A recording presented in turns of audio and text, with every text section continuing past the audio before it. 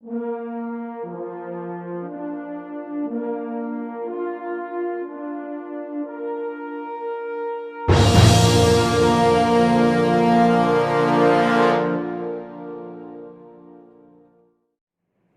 Two DN Patel maths classes. ધોરણ 10 chapter 3 digital સુરેખ સમીકરણ યુગ્મ, જેને ઇંગ્લિશમાં કહીએ તો pair of linear equations in two variables. ગયા લેક્ચરની અંદર આપણે ડિજિટલ સુરેખ સમીકરણ યુગ્મના ઉકેલ વિશે તેમજ તેને ઉકેલવાની કેટલી રીતો છે તે વિશેનો અભ્યાસ કર્યો, તેમજ તેની પહેલી રીત આલેખની રીતે ડિજિટલ સુરેખ સમીકરણ યુગ્મને કેવી રીતે ઉકેલી શકાય. પણ આપણે જોયું ગયા લેક્ચરની અંદર કે આલેખની રીતમાં આલેખ પણ દોરવાનો થાય અને સાથે સાથે ગણતરી પણ કરવાની થાય એવા કેટલાક પ્રશ્નો બને છે. તો એને સરળ કરવા માટે આપણે માત્ર ગણતરી, આલેખ દોરવો ન પડે અને માત્ર ગણતરી કરી શકાય અને ઉકેલ મેળવી શકાય, તો તેવી રીત નંબર 2, જેને ડિજિટલ સુરેખ સમીકરણ યુગ્મ ને ઉકેલવાની આદેશની રીત તરીકે ઓળખીએ છીએ. તો આદેશની રીતે ઉકેલ જોવા માટે આપણે એક એક્ઝામ્પલ જોઈશું, જે ગયા લેક્ચરની અંદર આપણે આલેખની રીતમાં જે એક્ઝામ્પલ જોયા હતા એ જ એક્ઝામ્પલને આપણે આદેશની રીતે ઉકેલી અને જોઈએ કે બંને રીતમાં કેટલો ફરક છે. તો એમાં જોઈએ એક કે જેમાં આપણને બે સમીકરણ આપેલ હોય, જે ગયા લેક્ચરની અંદર આપણે જોયા હતા એ જ પ્રશ્ન જોઈએ છે, એટલે કે x - 2y = 0 એક સમીકરણ, અને બીજું સમીકરણ 3x + 4y = 12. આમ આપણને બે સમીકરણ આપેલ હોય અને આ બે સમીકરણ ડિજિટલ સુરેખ સમીકરણ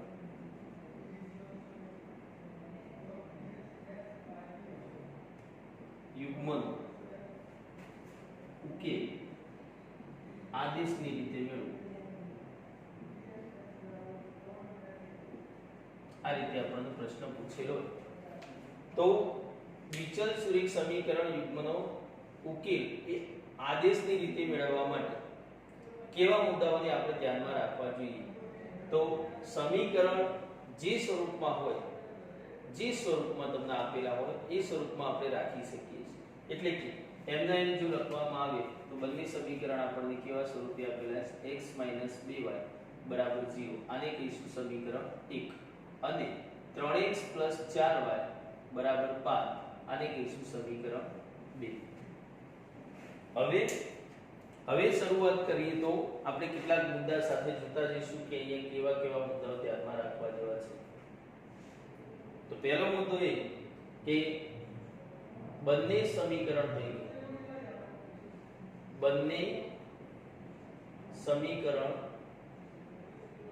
પૈકી કોઈ પણ એક સમીકરણ માંથી બે ચલ પૈકી કોઈ એક ચલને એટલે કે બે ચલ જોતા આપણને જે ચલ વધારે અનુકૂળ હોય એ ચલને કર્તા બનાવીશું. કર્તા બનાવો, જેને આદેશ કહેવાય છે.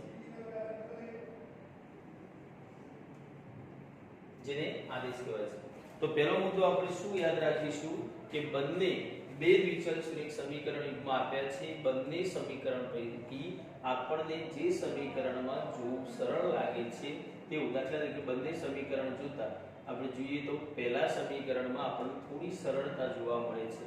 તો એ સમીકરણ પસંદ કરી તે સમીકરણમાંથી કોઈ એક ચલ, એટલે કે x અને y બે ચલ આપ્યા છે, તો બે પૈકી એક ચલને કર્તા બનાવો. તો અહીંયા કર્તા બનાવો કોને સરળ રહેશે, તો x ને. કેમ કે -2y ની સામે લઈ જઈએ તો +2y રહેશે. એટલે કે શરૂઆત આપણે કરીશું સમીકરણ 1 પરથી. અને 1 પરથી આપણે x ને કરતા બનાવીએ તો x બરાબર 2y પ્લસ માઈનસ છે સામે જશે તો પ્લસ થશે એટલે કે x બરાબર 2y થશે જેને આપણે શું કહીએ આદેશ શું કહીએ આદેશ અને આ આદેશને બીજા સ્ટેપમાં જોઈએ તો આ આદેશને ક્યાંથી લેવામાં આવ્યો છે તો સમીકરણ 1 માંથી લેવામાં આવ્યો છે તો તેને 1 માં નહીં પણ આ આદેશને જે સમીકરણ પરથી લેવામાં આવ્યો તે સમીકરણ સિવાય ના બીજા સમીકરણમાં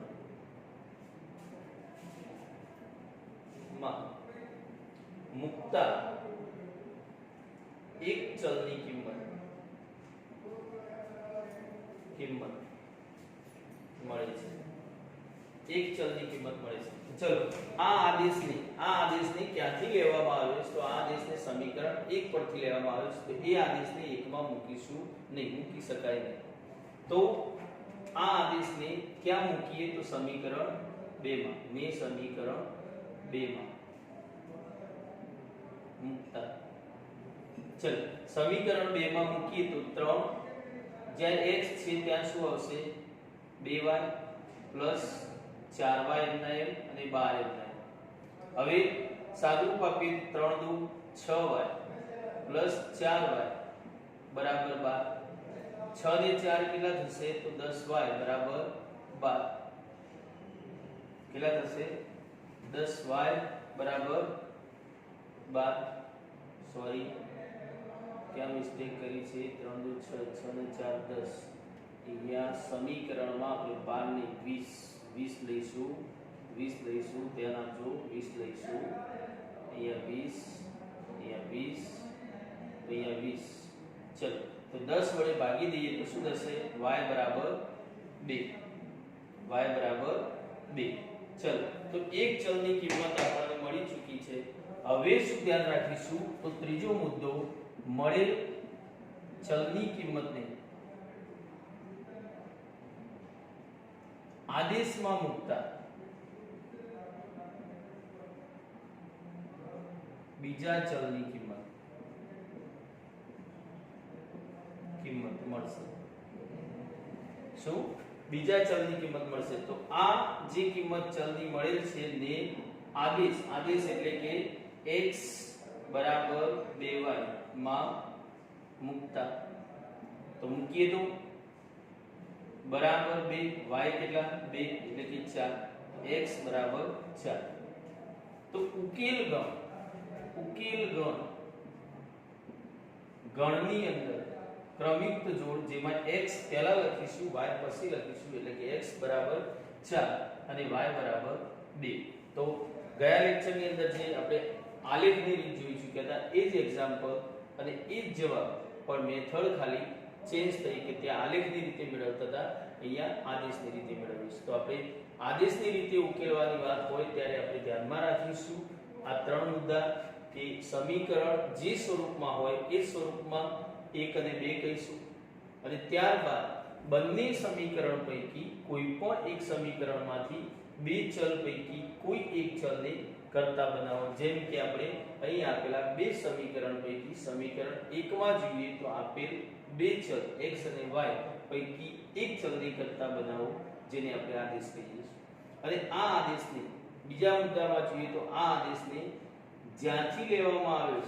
છે તે સમીકરણમાં ન મૂકતા કયા સમીકરણમાં મૂકીશું તે સિવાયના સમીકરણમાં એટલે કે સમીકરણ 2 માં મૂકતા બે ચલ પૈકી કોઈ એક ચલની કિંમત મળે છે એટલે કે જેમ કે y મળી આ જે કિંમત મળી છે એને પાછી ક્યાં મૂકીશું તો આદેશમાં ત્રીજા મુદ્દા તરીકે કે મળેલ ચલની કિંમતને ક્યાં મૂકીશું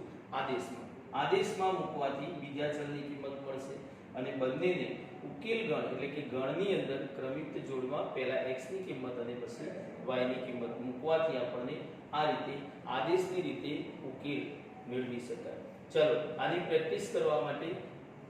આગળ એક પ્રશ્ન જોઈએ તો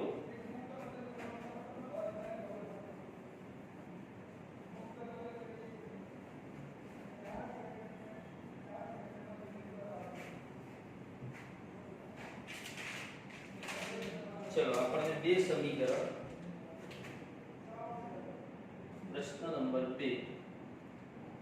x + y = 4 અને 3x + 2y = 12 બે સમીકરણ આપેલા હોય અને કહ્યું હોય કે આદેશની રીતે ઉકેલ આદેશની રીતે ઉકેલ તો આદેશની રીતે ઉકેલવા માટે આપણે જે ગયા પ્રશ્નની અંદર કહી ચૂક્યા તે જ રીતે આપણે જોઈએ તો આપેલા સમીકરણોને તેના તે જ સ્વરૂપમાં રાખી x + y = 4 1 અને 3x + 2y = 12 આને કહીશું 2 અને પછી અહીં ગયા પ્રશ્નની અંદર આપણે ત્રણ મુદ્દા પ્રમાણે જે કામ કર્યું એ જ પ્રમાણે કામ કરીશું કે બે સમીકરણ પૈકી જે આપણને સરળ સમીકરણ જોવા મળે છે, જેમ કે અહીંયા સમીકરણ 1 જોવા મળે છે, તો જે સરળ જોવા મળે છે તે સમીકરણમાંથી આપેલા બે ચલ x અને y પૈકી કોઈ પણ એક ચલને કરતા બનાવો. તો અહીં આગળ આપણે x અને y માંથી કરતા બનાવીએ તો સમીકરણ 1 પરથી y એમ રાખીશું, x ને સામે લઈશું તો શું થશે માઈનસ. તો અહીં આગળ આપણને y = 4 - x એટલે શું મળ્યું આદેશ. અને આ જે આદેશ આપણે સમીકરણ 1 પરથી લીધો હોવાથી 1 માં પાછો નહીં મૂકીએ, ક્યાં મૂકીશું સમીકરણ 2 માં. તો ને સમીકરણ 2 માં મૂકતા 2 માં મૂકીએ તો જ્યાં y જોવા મળે છે ત્યાં શું મૂકીશું 4 - x એટલે કે 3x એમના પ્લસ 2 y ની જગ્યાએ મૂકીશું 4 - x બરાબર 12 એમના. ચલો સાદરૂપ આપીએ તો 3x પ્લસ 2 * 8 માઈનસ 2x બરાબર 12. તો એ કેટલા થશે 3x માંથી 2x જાય તો x અને 8 સામે લઈએ તો 12 માંથી 8 માઈનસ થશે એટલે કે 4. તો એક ચલની કિંમત મળશે. આ એક ચલની કિંમત મળી અને પાછા ક્યાં મૂકી દઈશું આદેશમાં. ક્યાં મૂકીશું આદેશમાં. તો ને આદેશ y = 4 - x માં મૂકતા ચલો આમાં મૂકીએ તો આદેશમાં તો 4 x ની કિંમત x ની જગ્યાએ 4 તો 4 - 4 એટલે કે 0. બીજા ચલની કિંમત મળશે y = 0. આમ માગેલ ઉકેલ ગણ તો ગણમાં ક્રમયુક્ત જોડની અંદર પહેલા x લખીશું અને પછી y લખીશું, એટલે કે x ની કિંમત કેટલી તો 4 અને y ની કિંમત કેટલી 0. તો આ રીતે આપણે